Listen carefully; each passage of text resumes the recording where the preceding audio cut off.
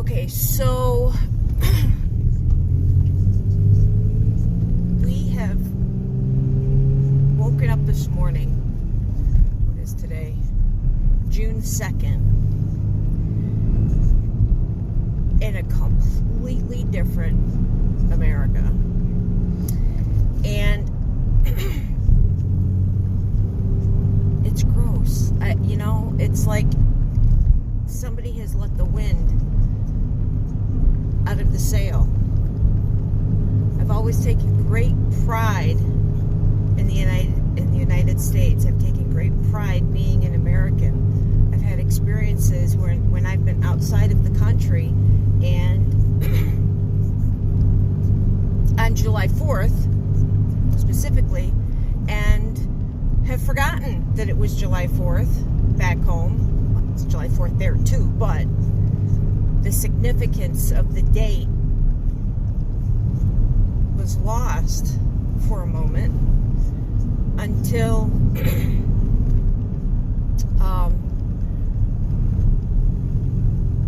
a group of people had signs and they played our national anthem, and we were in tears because we were in a foreign country on our nation's birthday, and the people of that society, of that country, were congratulating us on our independence and saying happy birthday to the United States and all of that. And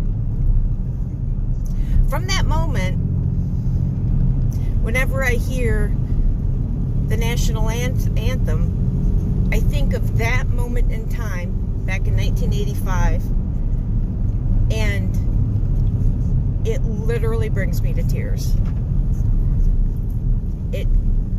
It showed me just how important and powerful the United States and their American Revolution was, not just for our country and for the people, our founders at the time, but it's something that has passed on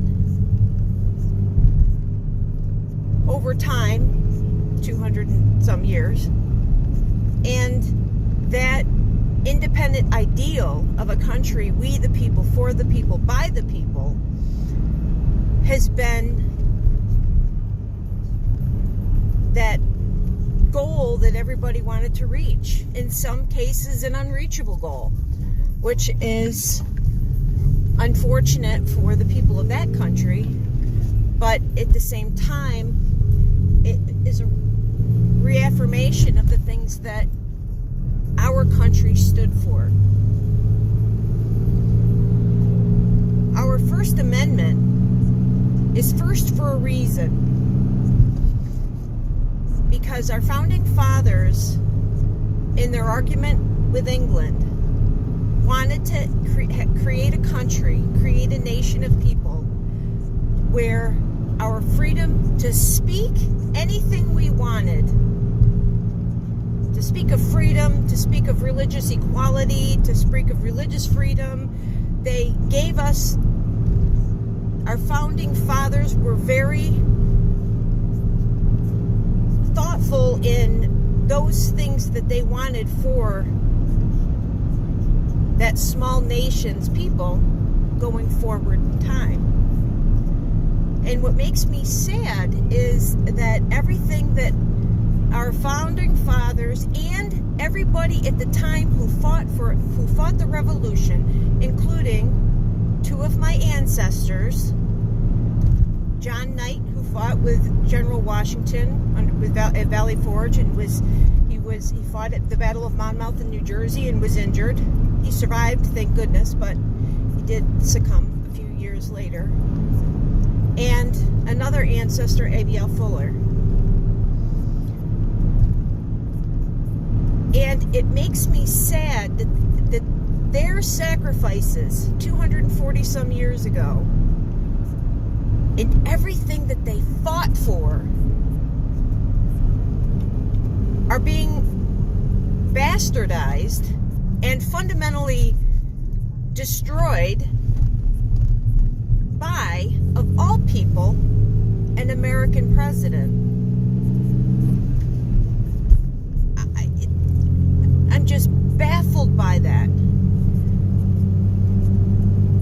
From the moment he took office, even before that, but just seconds after he took office, where he took the oath of office to protect, defend, and uphold the Constitution, he attacked the number one right that we have: the freedom of speech, freedom of the press, freedom of religion, freedom to assemble. I do not agree with the looting and the graffiti and all of that, but I do understand why people are doing it out of anger. I get that. But it's mind-boggling to me that an American president who took an oath, and then yesterday, apparently he said, well, I took an oath to protect, defend, and uphold the Constitution. And then in his next breath, he attacks the First Amendment. And I've said it before, and I'll keep saying it. The First Amendment is, especially the freedom of the press, is the only thing that we have as American people to understand and to know what our elected officials are doing. Okay? So, I mean, everybody knows that we have 3 branches of government: the executive branch, judicial branch, legislative branch. We all got that. In my mind, and we elect those people to go into those branches of government, or they are chosen by people that we've elected. So we assume that those people we've elected are going to place people who have our best interests at heart. So, but this is what I think about the First Amendment. The First Amendment, specifically freedom of the press. Free press, I mean, the press has been attacking, reporting on and attacking our elected officials since before the revolution and constitutional conventions and all of that. But the First Amendment, to me, specifically the freedom of the press, is the people's 4th branch of government. Because without the free press reporting and recording what our elected officials from the city and county and village straight up to Washington, the people would be dumb. We would be blind, deaf, and mute. We would not know what our elected officials, who are supposed to be passing legislation, passing laws, doing things on our behalf, if we did not know, if we did not have the free press, then we would not know what they are doing. And I think that that's the reason why Trump likes to attack the press, because he doesn't like the fact that the press is reporting on everything he does, says, and tweets. Because he wants to be sly and underhanded like he's always been, and he does not want anybody to know what he's doing. And his enablers, that I called now the Trump GOP, and now the Trump deep state, are attempting to undermine everything by attacking our First Amendment rights, freedom of the press. They don't want us to know what they're doing. And you have to wonder why they don't want us to know what they're doing. You gotta wonder about that. Because if they were doing things in our best interest, and in the best interest of the nation, then our elected officials would want us to know about that. And I don't mean the spin that they now do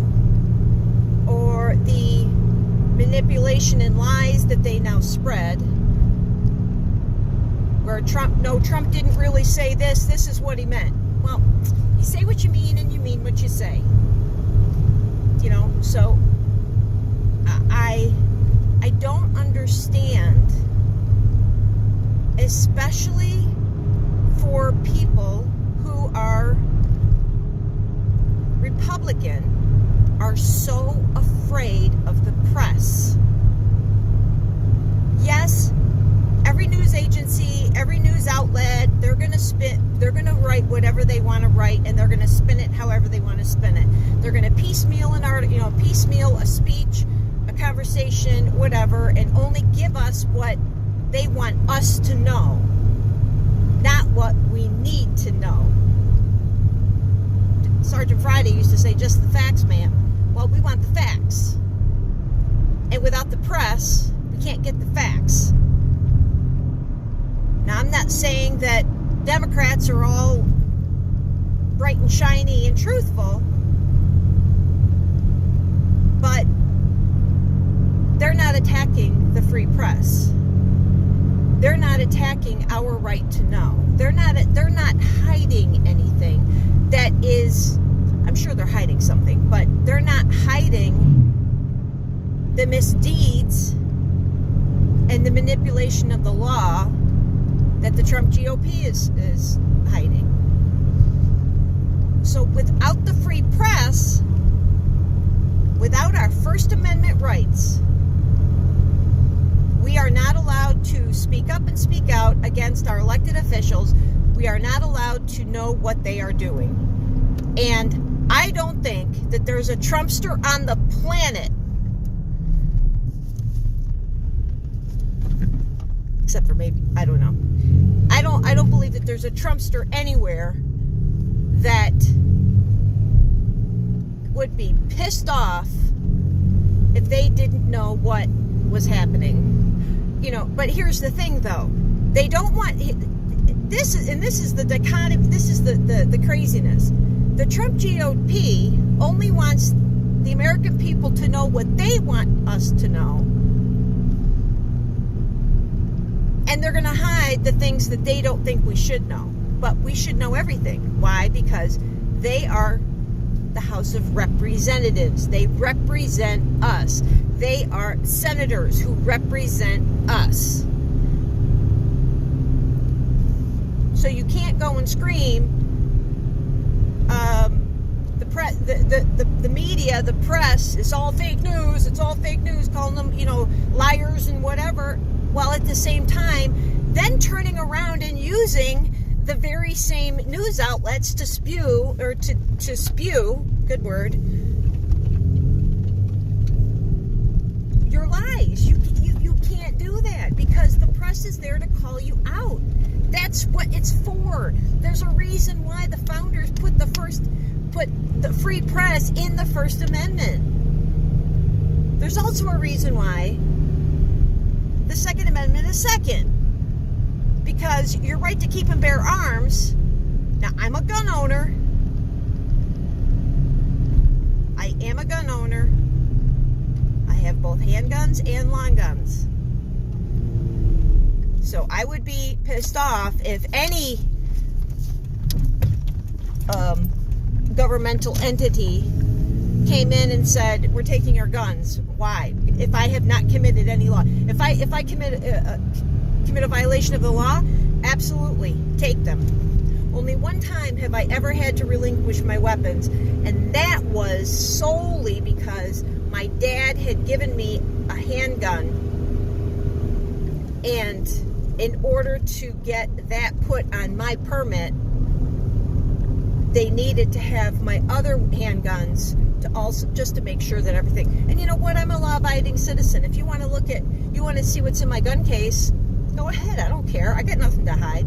And that's the thing. If you've got nothing to hide, then you shouldn't be afraid of the press, or you shouldn't be afraid of law enforcement.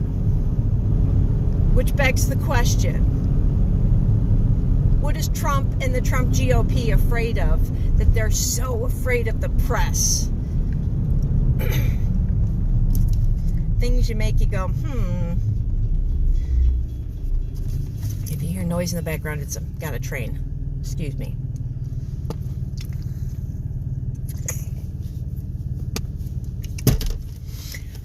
So now let's go to freedom of religion. We're allowed to pray in any way we want. If we want to pray to a tree, we have a constitutional right to do it through the freedom of religion, through the First Amendment. But what we don't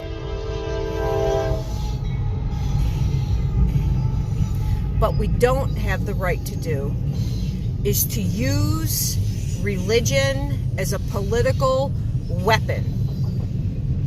Nobody has the moral, legal, ethical right to use religion as a weapon. And that's exactly what Trump did yesterday by walking down to, St. John's Episcopal Church. Now, I'm an Episcopalian. I mean, I'm not a practicing, but I am an Episcopalian. I'm not going to go into my religious ideation or ideology or anything, but I think anybody, unless you are violating the rights of somebody else, imposing cults, I don't believe in cults. Yes, they are a religious group, but not if they're harming other people, so that's that side run. And this thing with Trump and what happened yesterday with 30 minutes before the curfew, 7 o'clock curfew, Trump wanted to have a photo op. So at 6:30, two things happened. Two things. I'm not a crook because Trump is a crook. Two things happened. One, Trump wanted to give his news conference or his speech in the Rose Garden. Fine. You know what? That's every president since the White House has been the White House has given a speech in the Rose Garden. Go for it. It's iconic. But what isn't, and is contrary to the First Amendment, freedom to assemble, freedom of religion, freedom of expression, freedom of speech, freedom of the free press. What's not appropriate and was used as a political weapon is minutes before Trump was supposed to go in and give his speech at the Rose Garden, on the other side of the fence, there were those peaceful protesters at Lafayette Park or whatever. Anyway, they were having a peaceful protest. Everything was nice and right with the world. But just before, and they were chanting and they were singing, and there's nothing wrong with that. They have a constitutional right to do it. But just before Trump was to give a speech, he had law enforcement in riot gear go in and wreak havoc on those peaceful protesters who weren't harming anybody. Now, two reasons why he did that. Number one, it's not exactly a positive political spin to his Trumpsters and the Trump GOP if, while he's giving a speech on, wanting to crack down on all the cities and sending in the military and da-da-da-da-da, he can't have protesters 100 yards or whatever within earshot protesting against him. Bad publicity. He's all about publicity, the image. So what does he do? He sends in all the law enforcement and says, I can't have them here. I cannot have them within earshot of my speech because my speech is more important than their right to assemble and their right for free speech to protest the death of an unarmed, already restrained black man who was literally begging for his life. Can't have that, because that wouldn't be a good picture for me, because it's all about me. So I think that's the first reason why he called in law enforcement in riot gear and pushed them all out, wreaking havoc and causing harm. Everything was right with the world.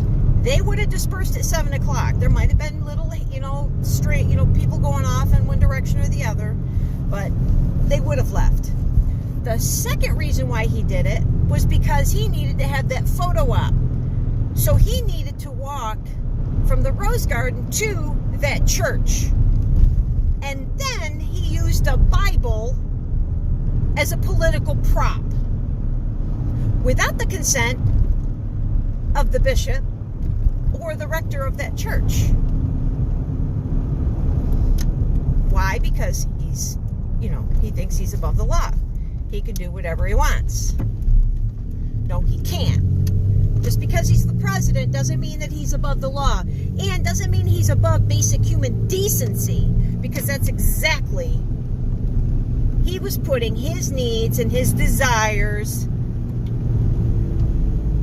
over anything else. What the hell's going on?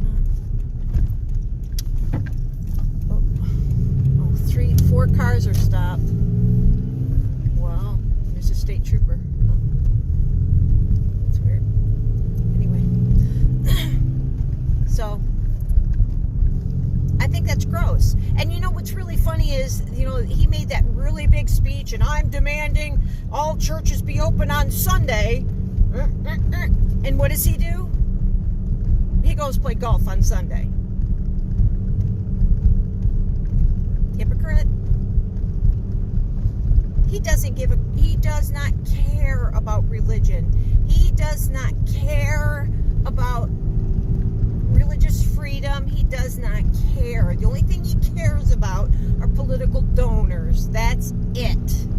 And he needs to pacify his base, which I'm suspecting is getting smaller and smaller, for his own agenda. The United States is not a police state. We are not run by the military. We are not, it's just not what we are.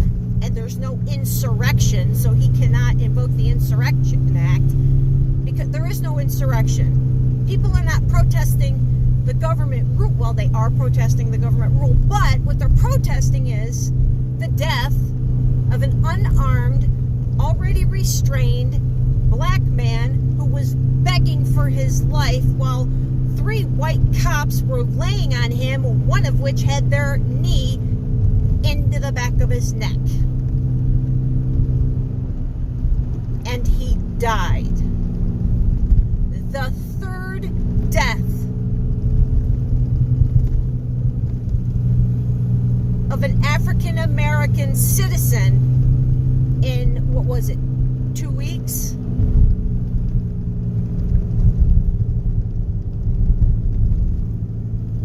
Really? I don't understand how people can follow him. He is the antithesis to Christian values. Treat others as you would want to be treated. So you know what that tells me? That tells me he wants to have his rights restricted. He wants to have his liberty restricted.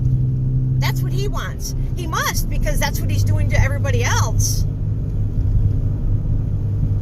If you're going to follow Christian values, but he's not a Christian.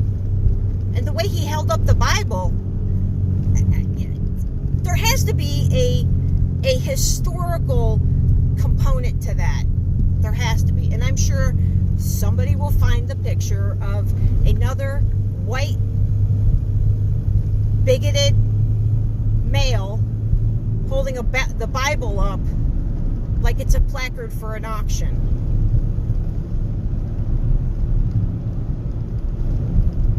No wonder I've been having headaches. Anyway, that's my thought for the day.